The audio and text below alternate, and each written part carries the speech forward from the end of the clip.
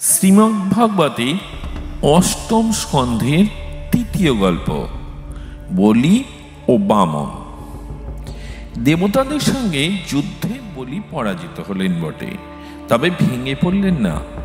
নতুন উদ্যমে যজ্ঞ আরম্ভ করলেন প্রতিশোধ নেওয়ার জন্য। সে যজ্ঞ থেকে বহু মূল্যবান অস্ত্র উঠল। বলি সেই অস্ত্রে বলিয়ান হয়ে ইন্দ্রপুরী অবরোধ করলেন। দেবগুরু বৃহস্পতি ইন্দ্রকে বললেন, বলির এই প্রভাব স্বয়ং শ্রীহরি প্রতিহত করবেন, তোমরা অপেক্ষা করো। বলি বিনা বাধায় স্বর্গ অধিকার করে মহানন্দে শত অশ্বমেধ যজ্ঞ আরম্ভ করলেন। এদিকে অদিতির গর্ভে ভগবান শ্রীহরি বামনদেব রূপে জন্ম নিলেন। বামনদেবের দেহ অতি ক্ষুদ্র, পাগুলি আরও ছোট। যথা সময়ে তার উপনয়নাদি হল। তখন কমণ্ডল ও ছত্র প্রভৃতি নিয়ে সূর্যের তেজময় বামনদেব বলিরাজার যজ্ঞস্থলে উপস্থিত হলেন। যথারীতি আদর আপ্যায়ন করে বলিরাজা বললেন, হে পূজ্যতম, গো, সুবর্ণ, অশ্ব, হস্তি, অন্ন, পানীয় আপনার যা ইচ্ছা প্রার্থনা করুন, আমি তা আপনাকে দান করব।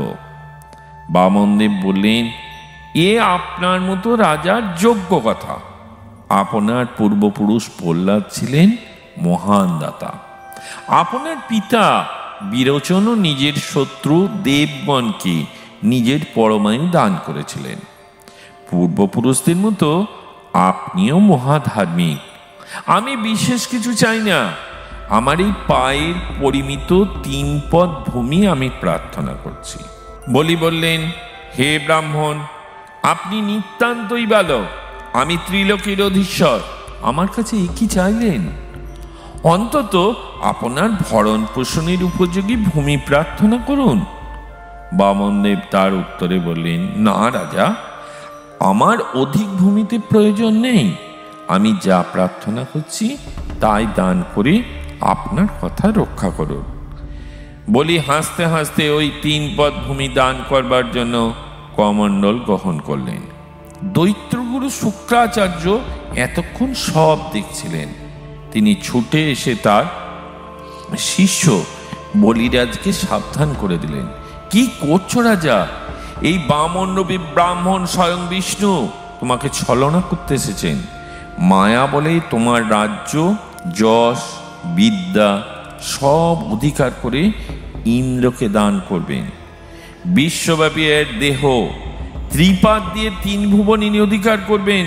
হে রাজা, বিষ্ণুকে সব দান করার পর তুমি কি রূপে জীবন ধারণ করবে? যে দানে দাতার জীবন ও জীবিকা বিপন্ন হয়, পণ্ডিতেরা সে দানের প্রশংসা করেন না। বলিরাজা তখন বললেন, গুরুদেব, আপনি যেসব কথা বলছেন তা ঠিক, কিন্তু আমি প্রহ্লাদের বংশধর। আমি দান করব বলে কথা দিয়েছি। এখন অর্থলোভে বা প্রাণ ভয়ে আমার এই কথা ফিরিয়ে নিই কি করে? অসত্য থেকে আর বড় অধর্ম নেই। দধিচি প্রভৃতি মাহাত্মাগণ পুরাকালে নিজের প্রাণ দিয়ে অপরের সেবা করেছেন। সামান্য ভূমির কি কথা? যুদ্ধে প্রাণ ত্যাগ করার মতো বীর অনেক পাওয়া যাবে, কিন্তু সৎ পাত্র উপস্থিত হলে শ্রদ্ধা সহকারে দান করে এমন খুবই দুর্লভ। সুতরাং আমার সামনে যিনি এসেছেন তিনি বিষ্ণুই হন অথবা আমার শত্রুই হন, আমি তার প্রার্থনা পূর্ণ করব। নিজ গুরু শুক্রাচার্যের বারণ সত্ত্বেও বলিরাজা বামনকে 3 পাদ ভূমি দান করলেন। এদিকে বামনদেব তখন নিজ রূপ প্রকাশ করলেন।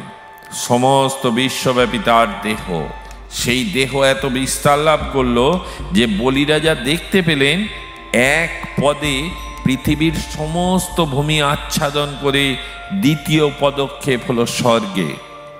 তৃতীয় পদের জন্য অনুমাত্র স্থান বাকি রইল না। বামনদেব বললেন, অসুররাজ, আমার 2 পদে সমস্ত পৃথিবী ও স্বর্গ অধিকৃত হয়েছে। এখন 3য় পদের জন্য স্থান দিন। আপনি যে দানের জন্য অঙ্গীকার করেছেন তা পূর্ণ না হলে আপনাকে নরক ভোগ করতে হবে। বলি তখন বললেন, হে উত্তম শ্লোক, হে নরশ্রেষ্ঠ, আপনি যদি আমার প্রতিশ্রুতি মিথ্যা বলে মনে করেন, আমি তার সত্যতা সম্পাদন করছি। আমার কথা কখনো মিথ্যা হবে না। আপনাকে তৃতীয় পদের জন্য স্থান দিচ্ছি, আমার মস্তকই সেই স্থান। আমি নরককে ভয় করি না, অপযশকে ভয় করি না। আপনার প্রদত্ত দণ্ডকে আমি আশীর্বাদ বলে মনে করি। বামণ্ডপী ভগবান এতে খুব সন্তুষ্ট হলেন। তিনি বললেন, দৈত্যকুলের এই উজ্জ্বল রত্ন দুর্জয় মায়াকে জয় করেছে। গুরু শুক্রাচার্যের নিষেধ এবং আমার ছলনা বুঝতে পেরেও এই ভাগ্যবান অসুর, আমি একে এমন বর দান করব যা দেবতাদের পক্ষেও দুর্লভ। হে বলিরাজ, তুমি সাবর্ণ মন্বন্তরে ইন্দ্র হবে। দেব মানব কেউ তোমাকে অতিক্রম করতে পারবে না। আর তোমার পিতামহ প্রহ্লাদ তোমার সঙ্গে সর্বদা থাকবেন। আমি গদা হস্তে নিয়ত তোমাদের রক্ষা করব।